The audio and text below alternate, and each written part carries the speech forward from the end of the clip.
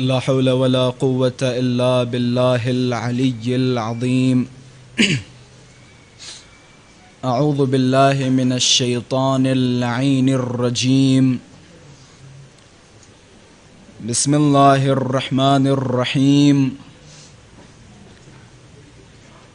الحمد لله رب العالمين، والحمد لله الذي نور قلوبنا بمحبة علوية، والحمد لله الذي جعلنا من المتمسكين بولاية المرتضوية، والحمد لله الذي فرض مودته على العربية والعجمية وعلى مبلغ رسالاته الإلهية سيدنا ومولانا أبي القاسم مصطفى محمد.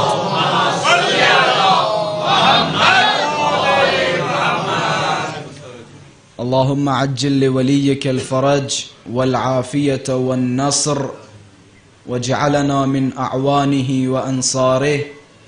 اللهم صل وسلم وزد وبارك على صاحب الدعوة النبوية والسولة الحيدرية والعصمة الفاطمية والحلم الحسنية والشجاعة الحسينية والعبادة السجادية والمآثر الباقرية والآثار الجعفرية والعلوم الكاظمية والحجج الرضوية والجود التقوية والنقابة النقوية والهيبة العسكرية الإلهية الحجة القائمية.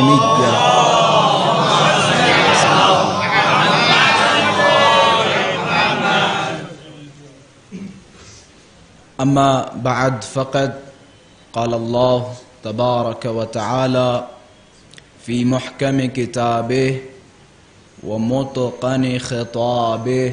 بسم الله الرحمن الرحيم.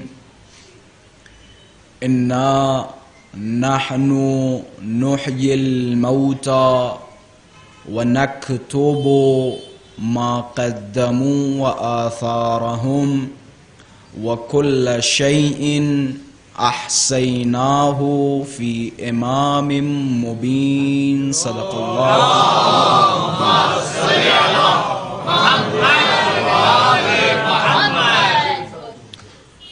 وجود ذی الجود نازنین امام زمان عجل اللہ تعالی فرجہ الشریف کی سلامتی اور حضرت کے ظہور میں تعجیل، اور علماء کرام، شیعیان حیدر کرار اور آپ سب اپنی سلامتی اور اہل خانہ کی سلامتی کے لیے بآواز بلند صلوات ہدیہ فرمائیں. اللہم صلی علی محمد وآل محمد. عزیزان محترم، ہمارے اس سلسلے کی یہ چھٹی مجلس ہے. الحمدللہ خداوند متعال کا لاکھ لاکھ شکر جو ایک نگیٹو سوچ پوری دنیا میں پھیلائی جاتی ہے، اور اگر آپ دیکھیں تو ہر ملت و مذہب کے لوگ یہ آپ کو کہتے ہوئے نظر آئیں گے کہ ہمارے جوان بہت خراب ہو چکے ہیں. ہر قوم، ہر مذہب، جہاں پہ بھی آپ جائیں تو سب سے پہلی بات جو آپ کو سننے میں ملے گی کہ بھیا ہمارے جوان بہت خراب ہیں، ہمارے سوسائٹی کے جوان بہت خراب ہیں. لیکن یقین جانیں، جب بھی ماہ محرم کا چاند نمودار ہوتا ہے اور ایک خطیب ممبر پہ آتا ہے تو سارے جوان چہرے ہی نظر آتے ہیں. یقین جانیں یہ امام حسین کی ذکر کی برکت ہے. یقین جانیں سمجھ میں یہ آتا ہے کہ امام حسین کا واحد ذکر ایسا ہے جو ہر سن کے لوگوں کو اپنی طرف کھینچ سکتا ہے. یہ شدید بارش میں اور آپ حضرات کا کثیر تعداد میں شرکت کرنا، میں ابھی آ رہا تھا دیکھ رہا تھا مختلف جگہوں پہ اسکرین لگائی ہوئی ہیں اور مختلف جگہوں پہ مؤمنین کرام شرکت فرما رہے تھے. میں نے سوچا، میں نے پوچھا کہ بھائی یہاں کوئی اور مجلس ہو رہی، تو پتہ چلا یہی مجلس وہاں پہ اسکرین کے ذریعے سے لوگوں تک پہنچ رہے اور لوگ سن رہے ہیں. تو الحمدللہ ایک نتیجہ جو میں نکال رہا ہوں، اور وہ حدیث جب محضر نامہ یا شہادت نامہ بی بی سیدہ سلام اللہ علیہا کی خدمت میں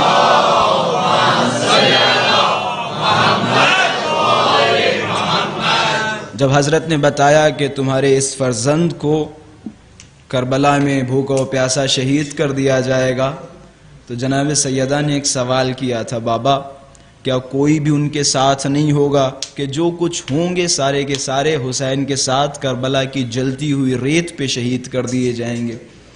پھر ایک جملہ فرمایا، یقین جانے اس جملے کو اگر آج ہم سن رہے ہیں تو یقین جانے آپ اپنے آپ کو اس جملے کا مصداق سمجھیں. حضرت کے جملات تھے، فرمایا میری بیٹی، خدا ایک قوم پیدا کرے گا جس کے جوان تیرے جوان پہ روئیں گے، جس کے بوڑھے تیرے بوڑھے پہ روئیں گے، جس قوم کے بچے تمہارے بچوں پہ روئیں گے. تو یقیناً آج جو یہ ماحول ہم دیکھ رہے ہیں اس آواز استغاثہ پر لبیک ہے جو امام حسین نے روز عاشورہ استغاثہ بلند کیا تھا. یقین جانے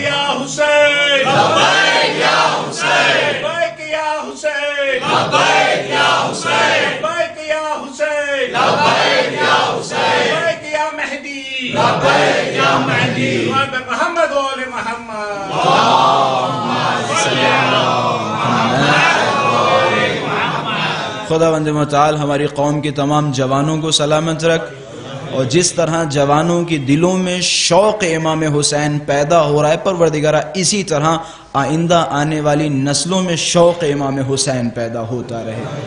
یقیناً بڑی خوشی ہوتی ہے جب مجلسوں میں میں جوانوں کے چہروں کو دیکھتا ہوں، اور یقیناً امام زمانہ عجل اللہ تعالی فرجہ الشریف کے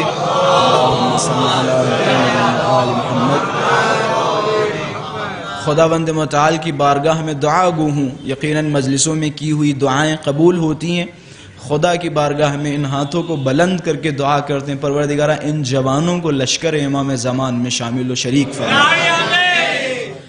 عزیزان محترم، ہمارا ایک موضوع جو آپ حضرات کے سامنے، ماشاءاللہ سے آپ بھی جوان ہیں، آپ بھی جوان ہیں، صلوات پڑھیں محمد وآل محمد.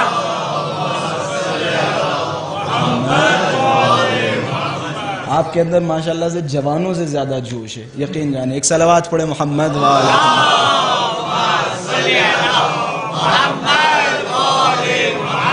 اچھا، مسئلہ میں نے بڑا باریک بیان کیا. اصحاب کہف کے حوالے سے ماشاءاللہ سے قرآن کی آیتیں موجود ہیں. اصحاب کہف کا اگر سن دیکھیں تو ان میں سارے کے سارے 70 50 60 70 80 90 کے ملتے ہیں. اصحاب کہف جو ایک گفا میں جا کے سو گئے، ماشاءاللہ سے قصہ فلموں کے ذریعے سے تو ماشاءاللہ سے جوانوں تک پہنچ ہی چکا ہوگا. فلموں کے ذریعے سے اصحاب کہف کا قصہ قرآن مجید میں بھی مکمل درج ہے. کہتے ہیں اصحاب کہف سارے بوڑھے تھے، لیکن قرآن میں جگہ جگہ لفظ فتح استعمال ہوا ہے، جوان. دیکھیں، پتہ یہ چلتا ہے کہ جب انسان کے پاس ایمان ہو تو وہ جوان ہوتا ہے، بوڑھا نہیں ہوتا. یہاں جوانی اور بڑھاپے کا معیار ایمان ہے. ایمان اگر ایمان ہے تو آپ کی روح زندہ ہے، آپ جوان ہیں، اور اگر ایمان نہیں ہے وہ 18 سال ہی کا کیوں نہ ہو وہ بوڑھوں سے بدتر ہے. ایک صلوات پڑھے محمد وآل محمد.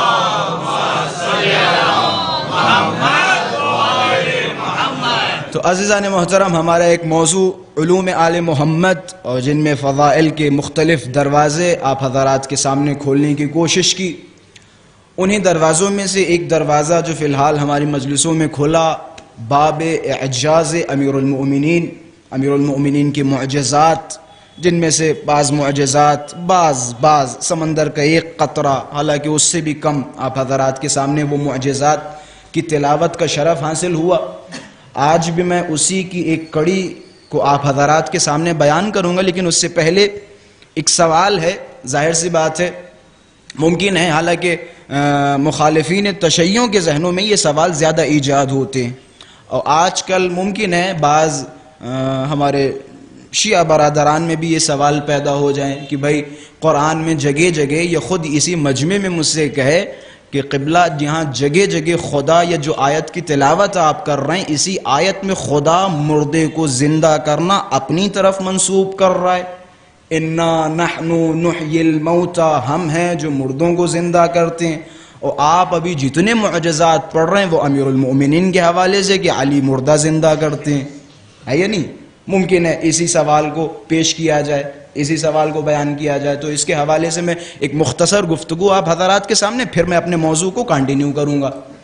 دیکھیں مسئلہ یہ ہے قرآن مجید کا، بعض چیزیں اسلام و شریعت کی ایسی ہیں جو بہت باریک ہیں، اور اگر آپ تھوڑا سا اپنا دماغ اور اپنی فکر کو استعمال کریں تو آسانی سے سمجھ میں بھی آ جائے گا. اور قرآن ایسا تو ہے نہیں کہ قرآن میں مثال کے طور پہ ایک آیت جو لکھی اور جو آپ نے صاف صاف اوپری ترجمہ پڑھ لیا بس وہی قرآن. نہیں، قرآن وہ نہیں ہے. اگر ایسا ہو تو پھر قرآن میں معاذ اللہ استغفر اللہ ظاہری طور پہ کچھ آپ کو نہیں ملے گا. قرآن کا ظاہر ہے، باطن ہے، تعویل ہے، تفسیر ہے. ایک ایک آیت میں نمی دونوں میں کتنے مطالب پوشیدہ ہیں قرآن مجید میں. بھائی یہی وجہ ہے کہ خداوند متعال نے دعویٰ کیا ہے کہ ہم نے ہر خشکی اور تری کو اس کتاب میں سمیٹ کے رکھ دیا ہے یا نہیں؟ بھائی دعویٰ کون سا اچھا ثابت کرے گا جو قرآن کی تمام کڑیوں سے واقف ہو، ہے یا نہیں؟ اچھا، اب میں اس سوال کی طرف چلتا ہوں. سوال یہ ہے کہ بھائی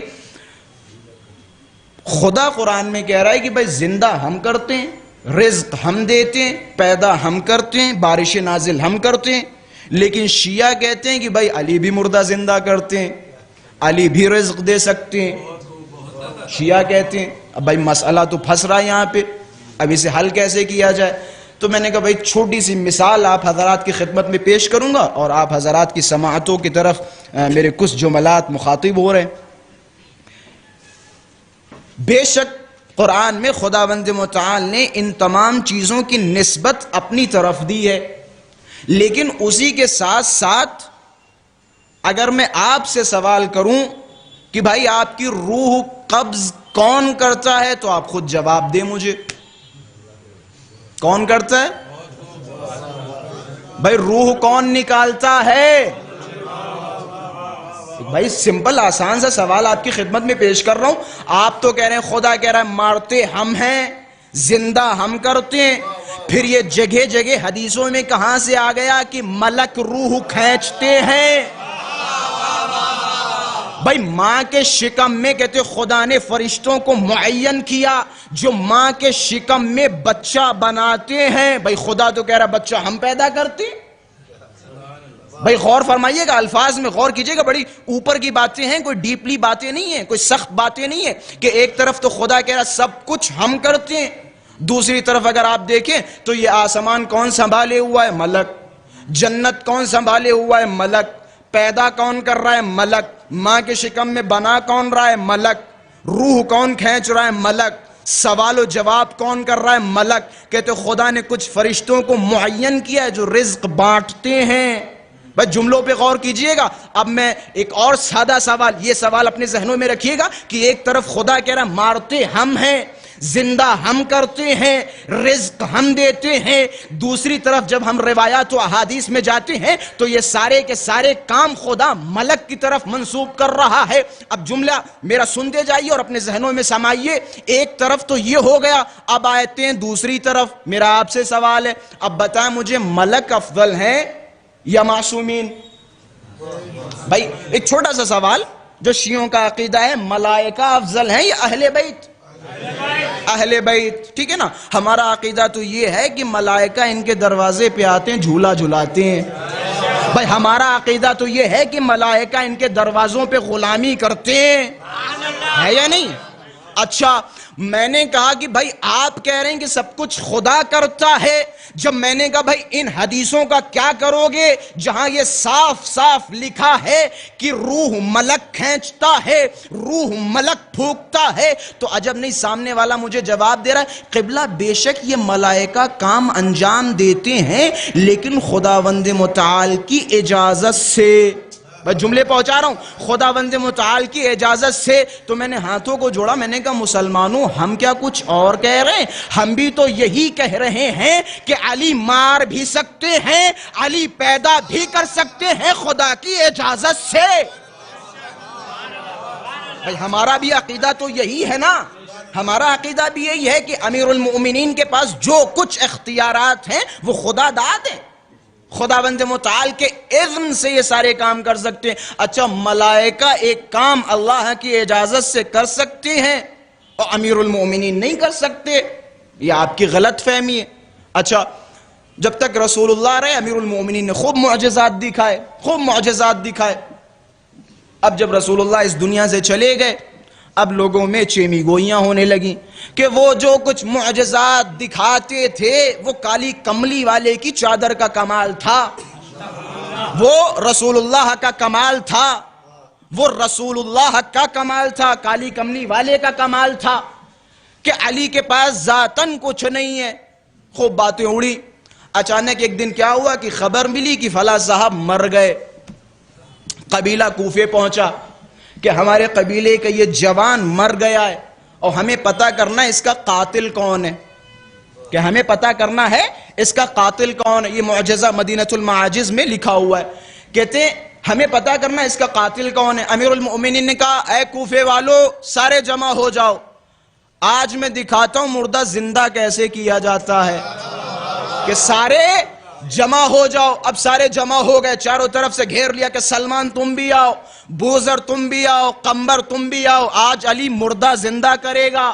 اب سارے جمع ہو گئے کہ کس لیے زندہ کروانا چاہ رہے ہو؟ کہ مولا ہمیں پتہ یہ کرنا ہے کہ اس کا قاتل کون ہے. علی نے عجب نہیں فرمایا کہ زندہ ہونے سے پہلے آؤ مجھ سے پوچھو، میں بتاتا ہوں اس کا قاتل کون ہے. اس کے چچا نے اسے مارا.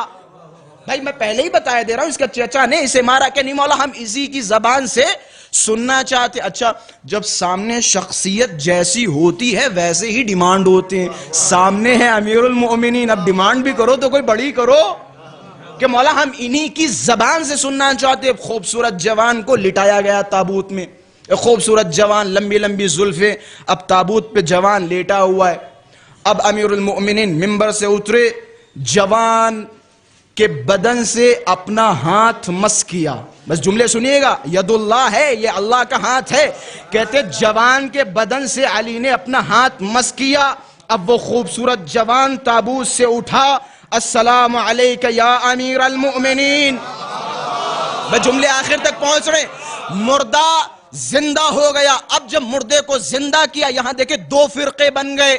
ایک تو چلانے لگا یہ جادوگر ہیں، ایک تو چلانے لگا یہ جادوگر ہیں، اور دوسرا فرقہ علی کے قدموں پہ گر گیا کہ آپ ہی ہمارے خدا ہیں. یہ دوسرا فرقہ. علی نے کہا خدا کی قسم میں تمہارا خدا نہیں ہوں، میں خدا کا بندہ ہوں، میں کسی کی عبادت کرتا ہوں، میں کسی کے لیے سجدے کرتا ہوں. میں یہ جملہ آپ حضرات کے سامنے بیان کرتا چلوں. اہل معرفت افراد تشریف فرمائے، یقین جانے جس نے علی کو خدا کہا خدا بعد میں سزا دے گا، علی پہلے سزا دے گا. اور یہ تاریخ میں دیکھیں اس مسئلے میں اللہ بعد میں سزا دے گا، علی پہلے سزا دیں گے. اور تاریخ گواہ ہے، تاریخ گواہ. تاریخ اٹھا کے دیکھیں جنہوں نے علی کو اللہ بنایا امیر المؤمنین انہیں مار دیا، وہی مارا. لیکن وہاں مسئلہ بھی الٹا ہو گیا، جب مار کے پھر دوبارہ زندہ کیا کہ پہلے تو ہمیں شک تھا اب یقین ہو گیا. ایک صلوات پڑھے محمد و آل محمد.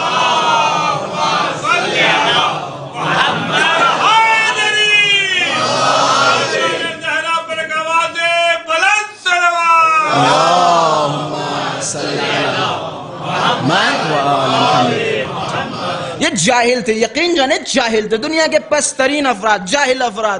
بھائی علی کہہ رہے ہیں کہ ہم تمہارے رب نہیں ہیں، ہم خدا نہیں ہیں، ہم کسی کی عبادت کرتے ہیں، ہم معبود نہیں ہیں، ہم عبادت کرتے ہیں، ہم خدا کی عبادت کرتے ہیں. پتہ امیر المؤمنین کی آخری زندگی میں پوچھا گیا مولا آپ کے لیے سب سے بڑی فخر کی بات کیا ہے؟ تو امیر المؤمنین نے فرمایا میرے لیے سب سے بڑا فخر یہ ہے کہ میں خدا کی محبوب مخلوق ہوں.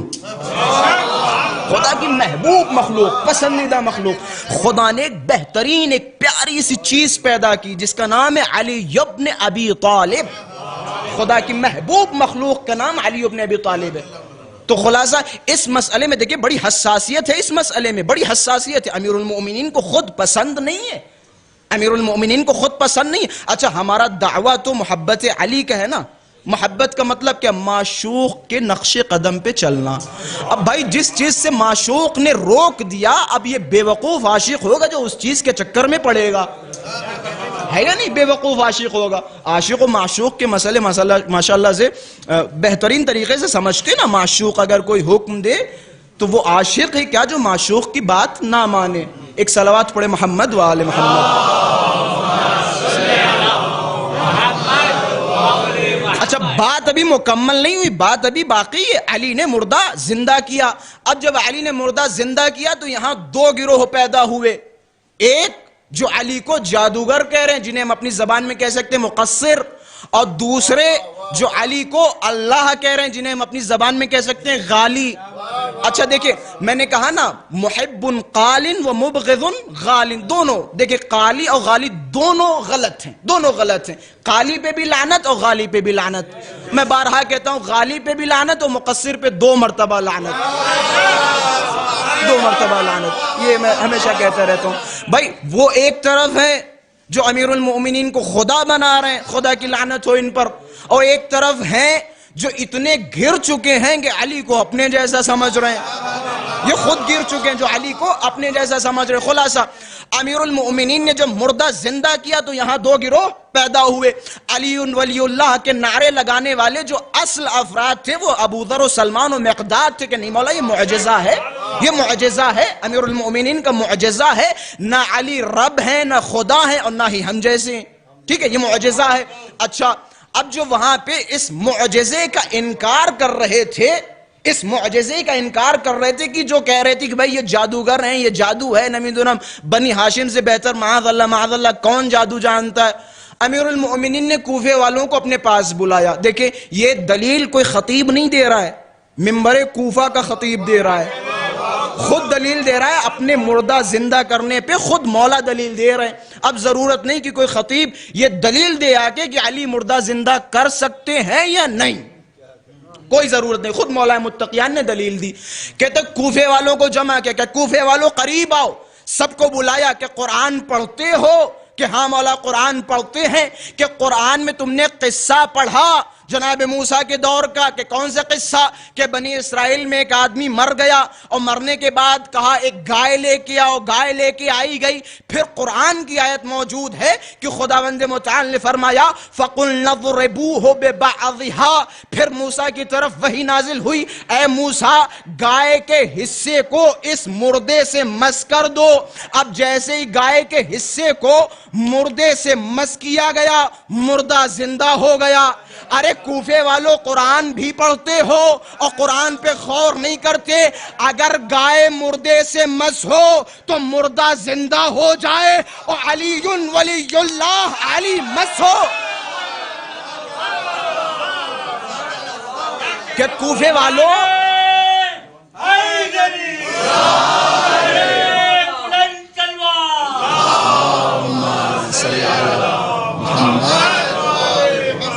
کہ واہ کوفے والوں تمہیں کیا ہو گیا؟ عجب نہیں. مولا نے فرمایا ارے کوفے والوں گائے کے معجزے کو مانتے ہو، علی کے معجزے کو نہیں مانتے. گائے کے بدن سے اگر وہ مردہ مس ہو تو مردہ زندہ ہو جائے، لیکن علی کا ید اللہ قدرت خدا مردے سے مس ہو تو شک کر رہے ہو. یہ معجزات امیر المؤمنین. میں نے کہا نا ید اللہ، عین اللہ، وجہ اللہ، لسان اللہ. یہ امیر المؤمنین علیہ السلام بڑے خوبصورت الفاظ میں کل ہی پڑھ رہا تھا جناب جابر بن عبداللہ انصاری کے حوالے سے. کہتے جناب جابر ایک بوڑھا صحابی رسول اللہ کا، بالکل بوڑھا.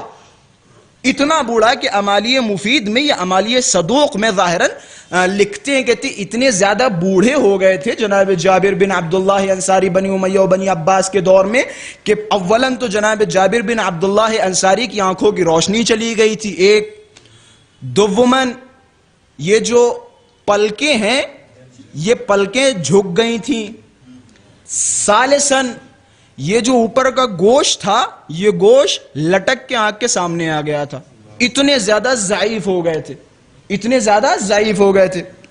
کوئی صاحب آئے اور آنے کے بعد جناب جابر بن عبداللہ انصاری کی خدمت میں عرض کیا کہ مولا کے حوالے سے کوئی فضیلت سناؤ۔ جناب جابر کون ہے جو ممبروں پہ جا جا کے علی کے فضائل بیان کرتے تھے بنی امیہ کے دور میں، کہ جابر کوئی فضیلت سناؤ۔ عجب نہیں، جابر نے فرمایا ہے کہ علی بہترین مخلوق ہیں روئے زمین پر، جو بھی علی کی محبت اپنے دل میں رکھے، وہ لفظ جو موجود ہیں وہ لفظ آپ حضرات تک منتقل کرتا چلوں، جو بھی علی کی محبت اپنے دل میں رکھے تو سمجھ جاؤ اس کی ولادت پاکیزہ ہے، اور جس کے دل میں علی کی محبت نہ ہو یا علی سے دشمنی رکھے تو اس کی ولادت میں ضرور کوئی نہ کوئی خامی ہے، اس کی ولادت میں ضرور کوئی خامی ہے جو علی کی دشمنی اپنے دل میں رکھے۔ میں نے بات کیا کی تھی، ید اللہ، عین اللہ، وجہ اللہ کہتے ہیں جناب جابر۔ بنی امیہ کا دور تو ماشاءاللہ سے ہم سب پہ مسلم باتیں ہیں، بنی امیہ کے دور میں امیر المؤمنین کے خلاف بڑے پروپیگنڈے رچائے گئے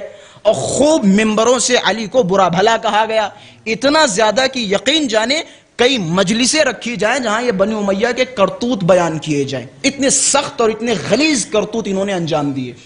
کہتے بنو امیہ کے دور میں 15-20 لوگ ایک مجلس سجائے ہوئے بیٹھے تھے، اور اس مجلس میں ان کا کام کیا تھا؟ علی کے خلاف بکواس کرنا، امیر المؤمنین کو برا بھلا کہنا۔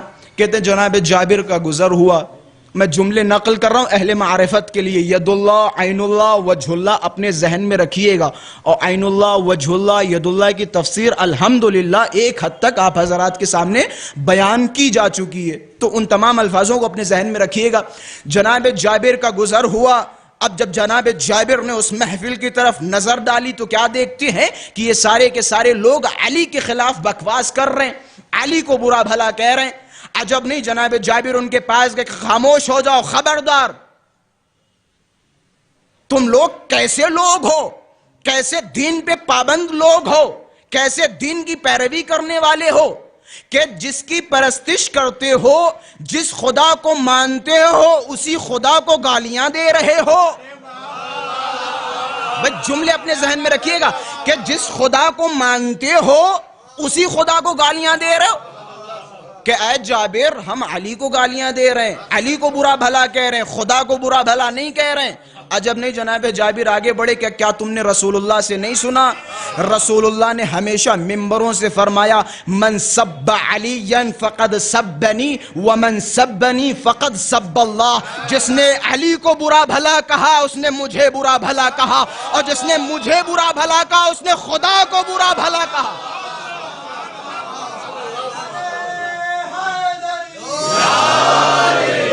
تمام مومنین اور مومنات کی سلامتی کے لیے بآواز بلند صلوات۔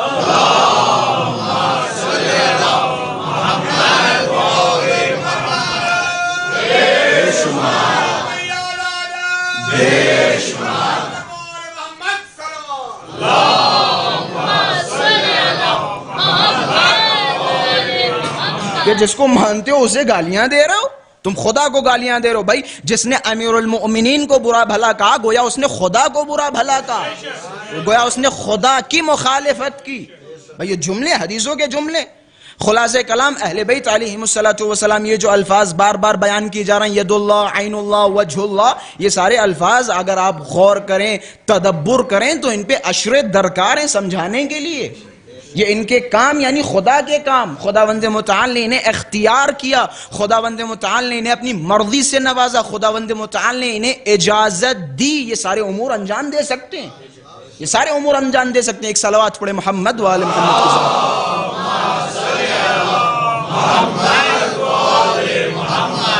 یہ دیکھیں معرفت ہے جناب جابر بن عبداللہ انصاری کی معرفت، پتہ یہ چلتا ہے جناب جابر، جس طرح سے جناب جابر ایک مجلس میں جا کے اور بنی امیہ کے افراد جہاں بیٹھے ہوں وہاں جا کے اس طرح کی باتیں کریں تو یقیناً اس سے کچھ نہ کچھ راز اور کچھ نہ کچھ سبق ہمیں بھی ملتے ہیں۔ ان اسباق میں سے ایک سبق یہ ہے کہ اگر علی کی محبت کے دعوے دار ہو تو آپ کو نڈر ہونا پڑے گا۔ علی کی محبت کے دعوے دار ہوں تو نڈر ہونا پڑے گا۔ یہ جو علی ولی اللہ یا ولایت علی ہم تک پہنچ گئی یہ آسانی سے نہیں پہنچی۔ یقین جانے لوگوں نے قربانیاں دی، ہمارے علماء نے قربانیاں دی، اصحاب نے قربانیاں دی، مولا کے چاہنے والوں نے قربانیاں دی۔ یہ اتنی آسانی سے ہم تک نہیں پہنچی ولایت امیر المؤمنین، بڑی سختیاں اور بڑی مشقتیں لوگوں نے برداشت کر کے یہ ولایت ہم تک پہنچائی۔ یہ حجر بن عدی کا نام ماشاءاللہ سے سنتے ہیں؟ حجر بن عدی کہتے ہیں شام کی طرف سے ایک والی کوفے میں معین ہوا۔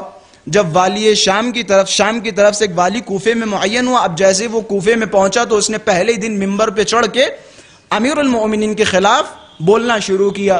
کہتے ہیں حجر بن عدی ایک ضعیف رسول اللہ کا صحابی مسجد میں داخل ہوا کہ خبردار علی کے خلاف ایک لفظ مت کہنا، کہ منبر علی کے فضائل کے لیے بنا ہے نہ کہ علی کی برائیوں کے لیے، کہ خبردار علی کے خلاف کچھ نہ کہنا۔ کہتے ہیں اگر میں نے کہا تو تم روک لو گے؟ جناب حجر بن عدی نے فرمایا جی ہاں میں روکوں گا تمہیں۔ کیا ہوا؟ دیکھیں اس میں دو چیزیں، دو سبق یاد رکھیے گا۔ ایک یہ کہ علی کی محبت پہ ثابت قدم رہنا بڑا اہم ہے۔ صرف دعویٰ بڑا آسان ہے، دعویٰ کرنا بڑا آسان ہے، دعویٰ کرنا بڑا آسان ہے۔ کربلا میں بھی دعوے کرنے والے بہت سے تھے لیکن ثابت قدم صرف 72 تھے۔ ان جملوں پہ غور کیجئے گا۔ اب جناب حجر بن عدی نے منع کیا کہ خبردار تم علی کے خلاف یہاں کچھ نہیں کہہ سکتے۔ اب جناب حجر بن عدی خود منبر پہ سوار ہوئے اور بیٹھنے کے بعد امیر المؤمنین کے فضائل بیان کرنا شروع کیے۔ اتنے فضائل بیان کیے کہ وہ مسجد سے بھاگ گیا اور یہاں تک کہ اس نے کوفہ چھوڑ دیا۔ اب جب کوفہ چھوڑ کے چلا گیا تو پھر وہاں سے ابن زیاد کو بھیجا گیا کوفے کی جانب۔ اب جب ابن زیاد پہنچا حجر ابن عدی کو بلایا گیا کہ حجر میں نے سنا تمہاری وجہ سے وہ پچھلا والا والی چھوڑ کے بھاگ گیا کوفہ۔ کہ ہاں یہ تو ہے۔ کہ ہوا کیا تھا کہ وہ منبروں پہ جا کے علی کے خلاف باتیں کر رہا تھا کہ علی کے خلاف تو باتیں ہوں گی۔ عجب جملہ کہا ابن زیاد ملعون نے کہ حجر میں بھی علی کے ساتھ تھا، میں بھی علی کے لشکر میں تھا، لیکن یاد رکھو حجر علی کے پاس کچھ نہیں ہے، کچھ نہیں ملنے والا ہے تمہیں، چھوڑ دو علی کو کہ کچھ نہیں ملنے والا ہے۔ اچھا جو انہیں چاہیے تھا یقیناً وہ وہاں نہیں ملے گا۔ یہ عیاش مزاج افراد کیسے علی کے پاس رہ پائیں گے؟ انہیں جو چاہیے وہ علی کے پاس نہیں ملے گا۔ اور ایسا ہوا۔ یہ جو نجاشی کا نام سنتے ہوں گے آپ، نجاشی امیر المؤمنین کے لشکر میں رجز لکھا کرتا تھا، رجز لکھا کرتا تھا، یعنی یہ جو جوشیلے رجز آپ نے دیکھا ہے جب بھی کوئی شہسوار آتا ہے جنگ کرنے کے لیے تو وہ رجز پڑتا ہے، میں وہ ہوں جس نے ایک اونٹ کو ایک مار میں گرا دیا، میں وہ ہوں جس نے اونٹ اٹھا کے اپنے سر پہ کھڑا کر دیا تھا۔ اس طرح کے رجز اپنے حوالے سے بیان کرنا، ان الذی سمتنی امی حیدرا، امیر المؤمنین کے رجز، اسے کہتے ہیں رجز۔ یہ جوشیلے اشعار لکھ لکھ کے دیا کرتا تھا امیر المؤمنین کے لشکر والوں کو، یہ موٹیویٹ کرتا تھا۔ امیر المؤمنین نے جب مال غنیمت تقسیم کیا تو جتنا سب کو دیا اتنا اس کو بھی دیا۔ اب اس نے جب دیکھا مولا کے پاس آیا کہ مولا اتنے میں میرا گزارا نہیں ہوگا، کہ اگر تمہارا گزارا نہیں ہو رہا ہے تو تم جا سکتے ہو، فی امان اللہ، جاؤ۔ امیر المؤمنین کے لشکر کو چھوڑ کے دیکھیں دشمن علی کی حقیقت جانتا ہے۔ یہ جملے بڑے آسان ہیں، تاریخ کے جملے۔ کہتے ہیں جیسے اس نے امیر المؤمنین کے لشکر کو چھوڑا دوڑتا ہوا معاویہ کے پاس پہنچا، امیر شام کے پاس پہنچا۔ امیر شام کے پاس پہنچنے کے بعد ایک جملہ کہا عجیب و غریب، مخاطب کیا کہ سنو میں علی کی عدالت چھوڑ کے تیرے ظلم کے سائے میں آ گیا ہوں، کہ میں علی کی عدالت چھوڑ کے تیرے ظلم کے سائے میں آیا ہوں، کہ میں علی عادل ترین انسان ہے روئے زمین پر، عادل ترین انسان۔ ایک آدمی پہ حد جاری کیا امیر المؤمنین نے کہ اسے کوڑے لگاؤ، 80 کوڑے مارو کہ اس نے شراب پیے۔ جناب قمبر کو بلایا گیا کہ قمبر اس پہ حد جاری کرو، کوڑے لگاؤ. دیکھیں میں عدالت علوی بیان کر رہا ہوں کہ کوڑے لگاؤ. کوڑے لگانا شروع کیے، 1 2 3 4 5 اور جناب قمبر مارتے مارتے مارتے مارتے اچانک سے غصہ آ گیا. پہنچے کتے پہ؟ 80 پہ. 80 کوڑے مارنے کے بعد غصے میں جناب قمبر نے یہ سوچا کہ تو علی کی حکومت میں شراب پی رہا ہے. ایک کوڑا اور مارا، ایک کوڑا اور مارا. دیکھیں میں عدالت بیان کر رہا ہوں کس کی؟ امیر المؤمنین کی. اب یہ شرابی دوڑتا ہوا علی کے پاس گیا کہ مولا، ہم نے تو آپ کی عدالت کے چرچے سنے، پوری دنیا میں عدالت کے چرچے ہیں آپ کے، کہ وہ تو ہیں کہ آپ کے اس غلام قمبر نے 80 کوڑوں کی بجائے 81 کوڑے مارے. بھئی قمبر کون؟ علی کا پسندیدہ. میں بتانے جا رہا ہوں عدالت علوی. بس اتنا سننا تھا. امیر المؤمنین نے شرابی کے ہاتھ میں کوڑا دیا کہ جتنی تیز قمبر نے تمہیں مارا اتنی تیز ایک کوڑا قمبر کے مارو. یہ عدالت ہے امیر المؤمنین کی، عدالت ہے علی کی عدالت، علی کی عدالت. اب ابن زیاد جب پہنچا اور پہنچنے کے بعد حجر ابن عدی سے کہا خبردار تم علی کے فضائل نہیں بیان کر سکتے. حجر ابن عدی نے کہا ٹھیک ہے، تم میں دم ہو تو روکو، ہم ممبر پہ جا رہے ہیں، مسجد میں جا رہے ہیں علی کے فضائل بیان کرنے کے لیے. میں نے کہا تھا نا صرف علی علی کہنا کافی نہیں ہے، ثابت قدم رہنا بڑا ضروری ہے. اب دیکھیں ثبات قدم کیسا ہے. کہتے ہیں حجر ابن عدی مسجد میں پہنچے اور پہنچنے کے بعد ممبر پہ سوار ہوئے اور علی علی کرنا شروع کر دیا. لوگ چاروں طرف سے مسجد بھری علی کے نعروں سے گونج رہی ہے. اب اچانک ابن زیاد نے فرمان جاری کیا، لشکر بھیجا کہ مسجد کا محاصرہ کر لو. اعلان کیا تم میں سے جو اس مجلس میں بیٹھے گا اس کے سر تن سے جدا کر دیے جائیں گے. کہتے ہیں بس اتنا سننا تھا. حجر ابن عدی چاروں طرف دیکھ رہے ہیں، صرف 20 افراد بیٹھے ہیں. بھئی ثبات قدم کی بحث چل رہی ہے، اثبات قدم کی بحث چل رہی ہے. اب چاروں طرف دیکھ رہے ہیں صرف 20 لوگ. پھر دوسرا فرمان آیا کہ تم میں سے جو بھی باقی رہ گیا اس کے ساتھ ایسی ایسی سختیاں کی جائیں گی، اس کی گردن اڑا دی جائے گی، اس کے گھر والوں کو پریشان کیا جائے گا، اس کی ناموس کی بے احترامی کی جائے گی. اب دیکھیں علی کی محبت، میں نے کہا تھا نا علی کی محبت آسان نہیں ہے، علی کی محبت امتحان لیتی ہے، علی کی محبت امتحان لیتی ہے. اب جب یہ سننا تھا، اب چاروں طرف جب حجر ابن عدی دیکھ رہے ہیں بچ رہے ہیں صرف 8 لوگ. کہاں وہ سینکڑوں کا مجمع اور کہاں باقی 8 لوگ. اب ابن زیاد کا لشکر پھر دوبارہ آیا. اب دیکھیں ان 8 میں وہ چیز تھی جس چیز کی بات کی جا رہی ہے.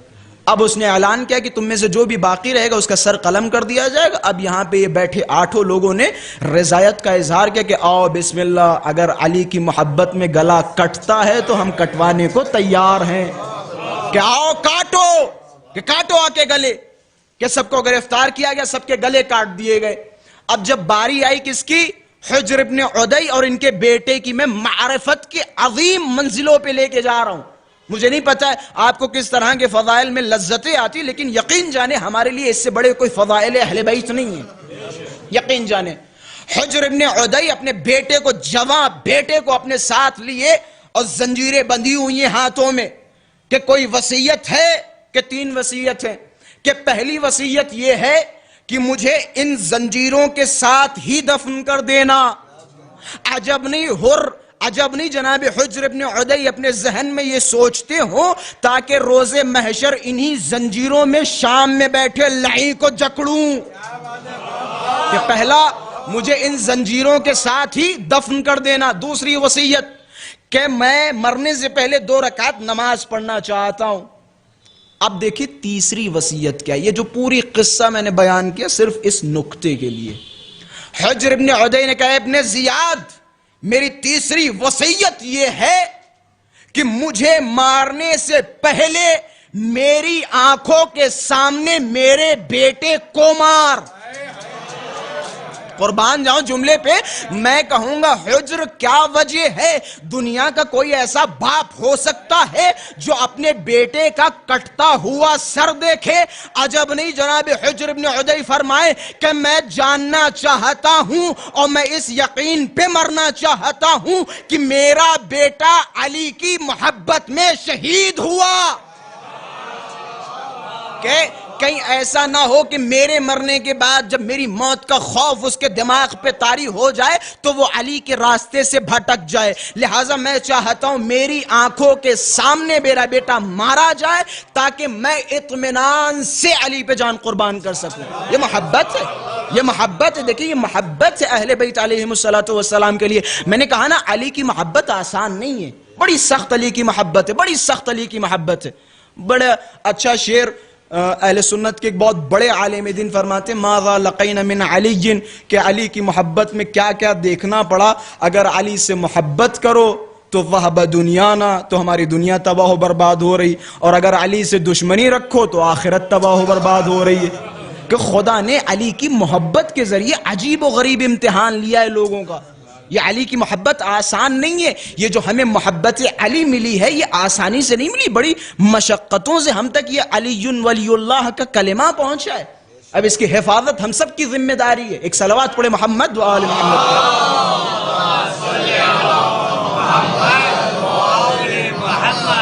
ایک اور صلوات پڑھے محمد و آل محمد.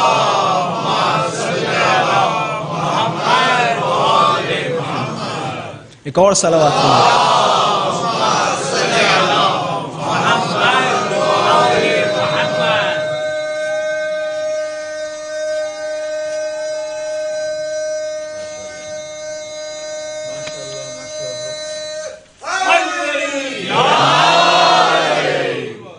خلاصہ اہل بیت کی محبت, اہل بیت کی محبت میں چیزیں انجام دی. یہ جو آپ حضرات فضائل سن رہے ہیں, یہ جو علی علی یہاں بیٹھ کے سن رہے ہیں, یقین جانے بڑا اچھا جملہ ایک آیت اللہ کی خدمت میں ایک صاحب گئے. ظاہراً یہ قصہ شیخ عباس قمی کے حوالے سے بیان کیا جاتا ہے. شیخ عباس قمی, تو ایک صاحب گئے, وہ کہنے لگے مجھے بڑی تیز بخار ہے. شیخ عباس قمی نے اپنی 2 انگلیاں ایک پانی میں ڈالی اور کہہ لو بسم اللہ پی لو. شیخ عباس قمی صاحب مفاتیح الجنان جو ہر گھر میں کتاب موجود ہے, 2 انگلیاں اس گلاس میں ڈالی کہ بسم اللہ پی لو. اب دیکھیں جیسے شک ہوتا ہے وہ ہر چیز پہ شک کرتا ہے کہ قبلہ آپ نے تو صرف محض 2 انگلیاں ڈالی, اس میں کون سی شفا. اچھا ہمارے یہاں لوگ پتہ ہے کیا پسند کرتے ہیں, اگر کوئی صاحب آئے اور آنے کے بعد کہنے لگیں کہ قبلہ ہماری مثال کے طور پہ ہمارے بچے کی طبیعت خراب ہے یا ہمارے گھر پہ ایسا ایسا ہو رہا ہے, اور اس سے اگر نارمل اور بڑی چھوٹی چیز کہہ دو, اگر اس سے کہہ دو کہ بھائی یا علی اپنے دروازے پہ نصب کر لیں یا ناد علی پڑھ لیں یا بسم اللہ پڑھ لیں, تو انہیں یقین بہت دیر میں آتا ہے. لیکن اگر کہیں کہ فلاں سمندر کے کنارے جاؤ اور ایک مرغا کاٹو اور پھر اس کے بعد وہاں دفن کرو, بڑی لذت سے سنتے اور اس پہ عمل بھی کرتے ہیں, بڑا عمل بھی کرتے ہیں. ہوتا ہے یا نہیں ہوتا ہے ایسا. میرے پاس ایک صاحب آئے اور کہنے لگے کہ بھیا ہماری بھینس دودھ نہیں دے رہی ہے, کہ قبلہ کوئی تعویذ آویز ہو تو بتا دیں. میں نے ایک کاغذ لیا, کاغذ پہ کچھ نام لکھے, عین کے عدد نکالے, لام کے عدد نکالے, رے کے عدد نکالے, پھر ثے کے عدد نکالے.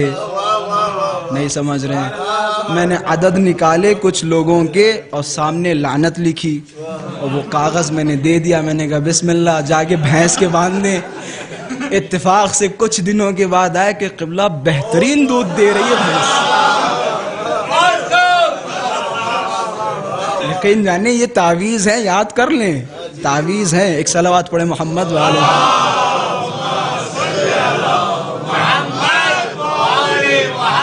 ایسے ایک عالم دین بڑے خوبصورت انداز میں بیان کر رہے تھے, کہہ رہے تھے کہ یہ دیکھیں شیعوں کی بعض اوقات حاضر جوابی, کہ ایک شیعہ بچہ تھا, اس کا پیر کسی گٹر وغیرہ میں گھس گیا. اب وہ یا علی کر رہا, بچوں کی عادت ہے بغیر یا علی کے کوئی کام ہی نہیں کرتے.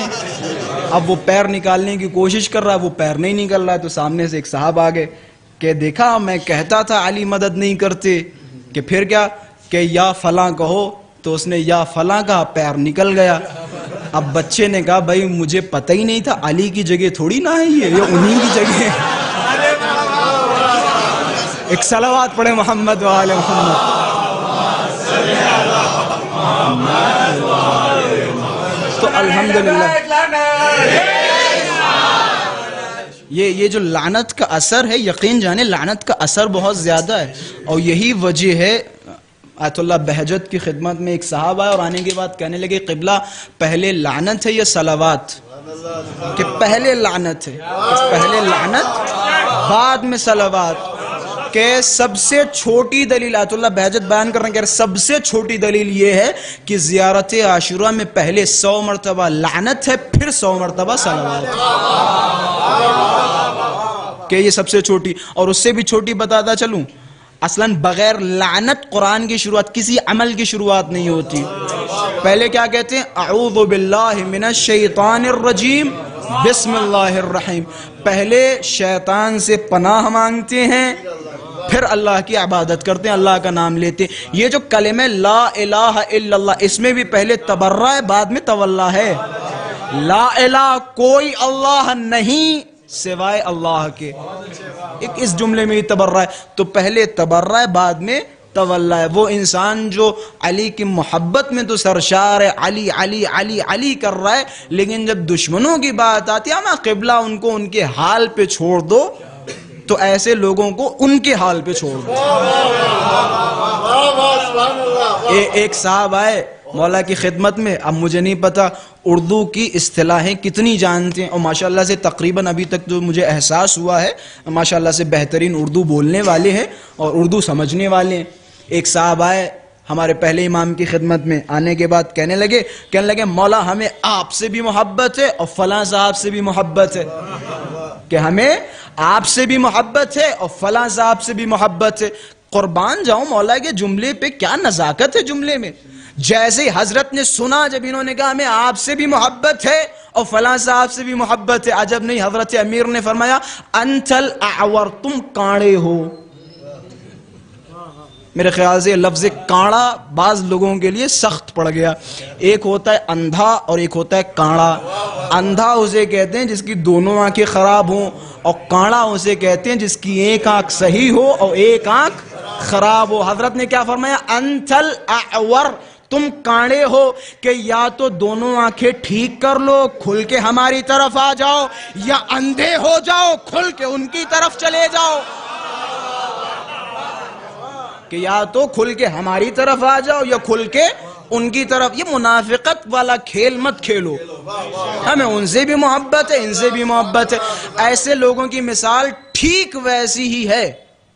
ہمیں اللہ سے بھی محبت ہے اور شیطان سے بھی محبت ہے. کسی میں دم ہے یہ جملہ کہے؟ کسی میں دم ہے جو کہے کہ بھائی ہمیں اللہ سے بھی محبت ہے اور شیطان سے بھی محبت ہے؟ اللہ میاں پکڑ کے گردن منہ کے بل جہنم میں پھینکیں گے اگر شیطان سے محبت کا دعویٰ کیا. اچھا، نہج البلاغہ کے خوبصورت جملوں پہ اختتام کرتا چلوں. کیا خوبصورت جملات ہیں. حضرت نے فرمایا فَاعْتَبِرُوا، کہ یہ جو شیطان ہے اس سے سیکھو، عبرت حاصل کرو. مولا اس سے کیا سیکھیں؟ میں جملے نظر کر رہا ہوں موالیان اہل بیت کی خدمت میں کہ مولا اس سے کیا سیکھیں. کہ ذرا بتاؤ، شیطان اللہ کا مخالف تھا؟ بھائی شیطان اللہ کا مخالف تھا. اچھا، یہ جملے میں ان لوگوں کے لیے کہہ رہا ہوں جو لوگ آ کے کہنے لگتے ہیں قبلہ کیا بہترین نمازیں ہیں، کیا بہترین روزے ہیں، پوری پوری رات بیچارے نماز پڑھتے، پوری پوری رات روزے رکھتے، بڑا متقی آدمی ہے، بڑا پرہیزگار آدمی ہے، بڑا خدا والا. خدا کی لعنت ہو اس پر اگر یہ صفت اس کے اندر ہوگی جو صفت میں بیان کرنے جا رہا ہوں. کہنے لگے کہ بھائی شیطان خدا کا مخالف تھا کہ نہیں؟ بس شیطان تو بار بار چیخ چیخ کے چلا چلا کے یہ کہہ رہا تھا پروردگارہ تو اجازت دے میں تیرے لیے سجدے کروں، تو اجازت دے میں تیرے لیے نمازیں پڑھوں، تو اجازت دے میں تیرے لیے عبادتیں کروں. لیکن یہ جو مسئلہ تو بیان کر رہا ہے نا، اس جدو لہ آدم کے لیے سجدہ کرو، پروردگارہ میں آدم کے لیے سجدہ نہیں کروں گا. ہے یا نہیں بھئی؟ قرآن کی باتیں ہیں یا نہیں کہ خدایا میں تیری عبادت کروں گا لیکن آدم کو سجدہ نہیں کروں گا. خدا نے کیا کیا؟ خدا نے شیطان کو اپنی بارگاہ سے بھگا دیا اور ہمیشہ کے لیے ایک قاعدہ بنا دیا. قاعدہ یہ ہے کہ اگر کوئی میرے ولی کی مخالفت کرے گا تو اس کے ساتھ وہی حال ہوگا جو شیطان کے ساتھ ہوا.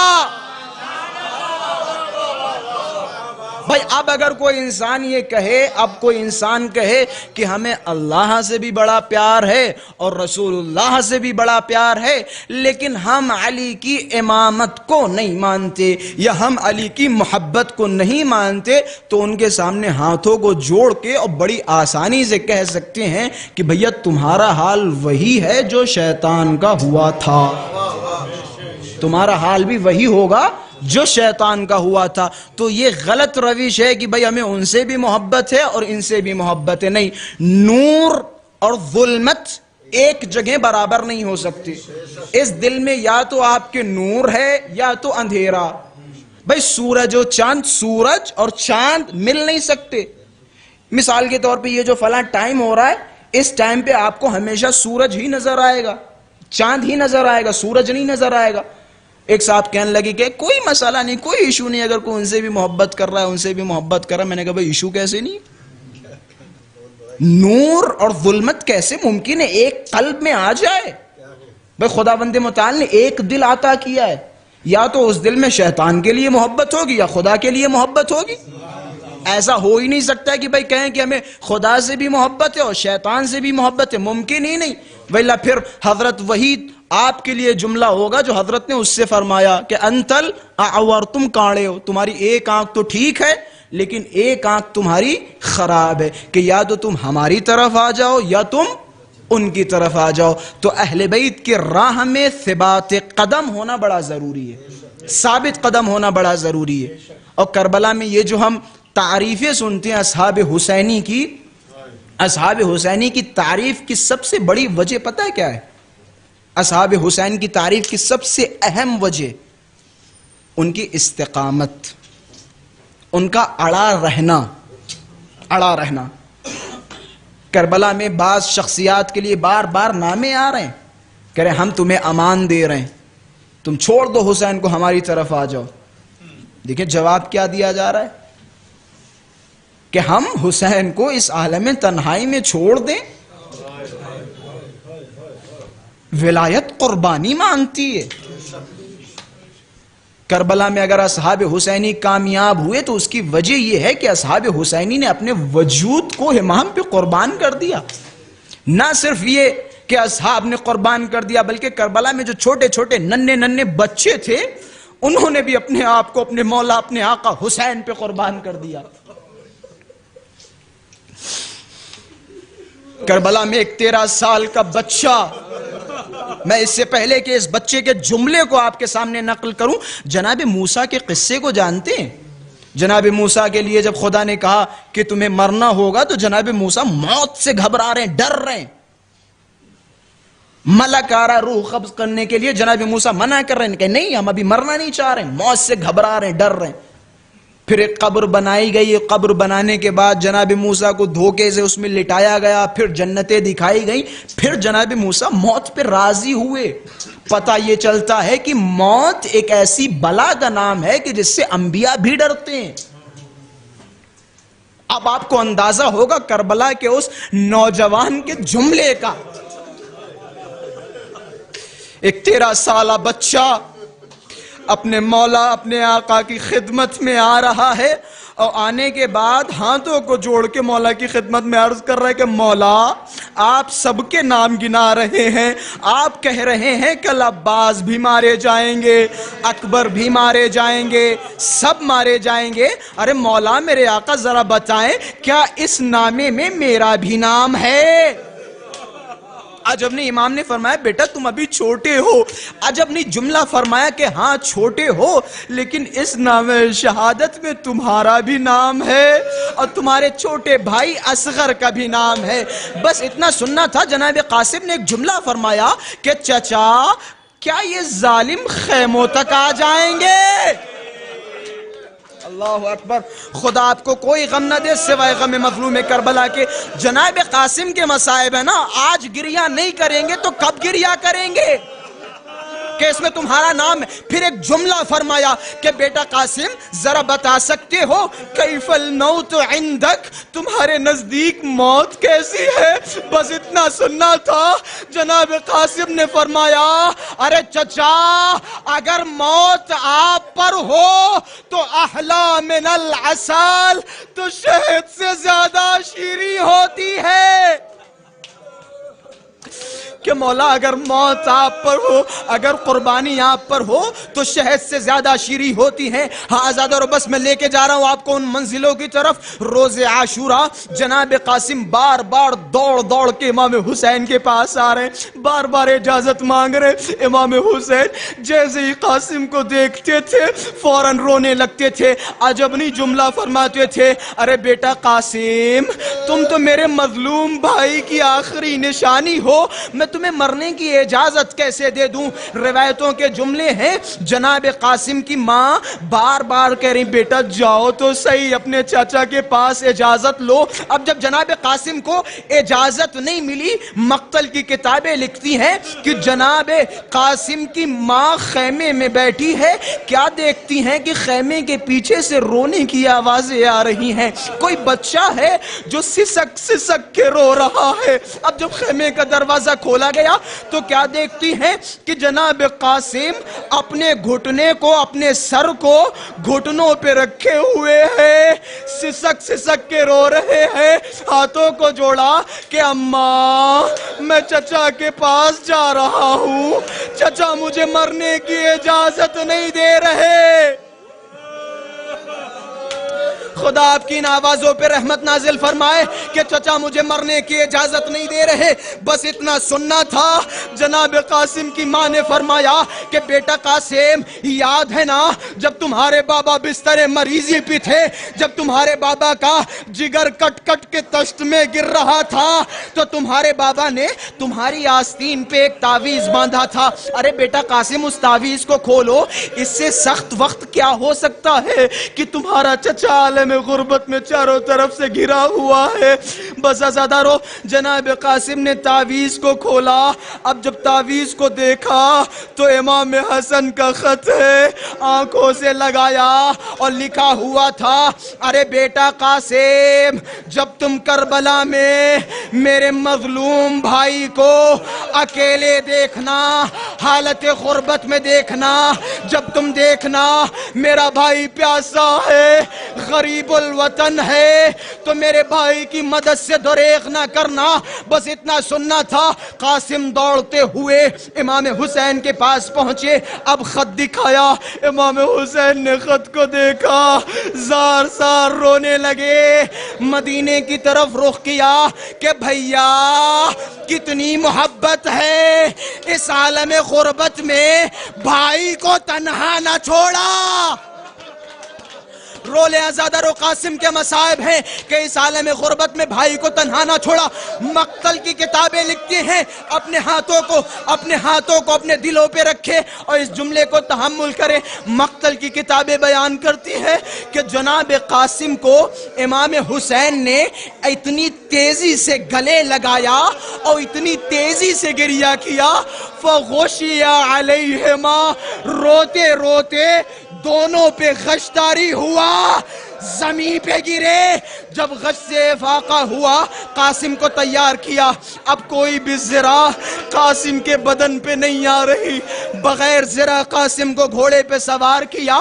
اب قاسم میدان کارزار کی طرف خوب جنگ کر رہے ہیں. امام حسین مرحبا بیٹا کی صدائے بلند کر رہے ہیں. اب اتنے میں کیا دیکھتے ہیں, ازرق نے اپنے سارے بچوں کو بھیجا. جب ازرق کے سارے بچے مار دیے گئے, اب ازرق کو غصہ آیا, غضب میں آیا, قاسم کے سامنے کھڑا ہوا. اب قاسم نے اسے بھی پچھاڑا. اب ایک طرف سے عمر سعد اللعی کی آواز بلند ہوئی, ارے شامیوں, اے لشکر والو, تمہیں نہیں پتا یہ بچہ کون ہے؟ یہ علی کا پوتا ہے, اسے اگر مارنا ہے تو چاروں طرف سے گھیر لو. بس اتنا سننا تھا. شمر نے چاروں طرف سے گھیرا, ایک لائن آگے بڑھا, قاسم کے سر پہ گرز ماری. اب گرز کا لگنا تھا. آواز بلند کی, ارے چچا میری مدد کو آئے. بس امام حسین دوڑے. مقتل کی کتابیں لکھتی ہیں جیسے ہی حسین دوڑے مشرق کے گھوڑے مغرب, مغرب کے گھوڑے مشرق. قاسم کا لاشا پامال ہو گیا. اب جب حسین پہنچے قاسم کے لاشے کو, اب کہتے تنہا ایک شہید تھا جس سے حسین نے باتیں نہ کی. بس جیسے ہی پہنچے ابا کا دامن بچھایا, ٹکڑوں کو چنا, ابا میں رکھا, اب ٹکڑوں کو اپنے سر پہ رکھا. ارے قاسم کی ماں خیمے سے دیکھ رہی ہے, ارے جب میرا بچہ گیا تھا تو گھوڑے پہ تھا, اب جب آ رہا ہے تو ٹکڑوں میں بدل. واہ قاسم,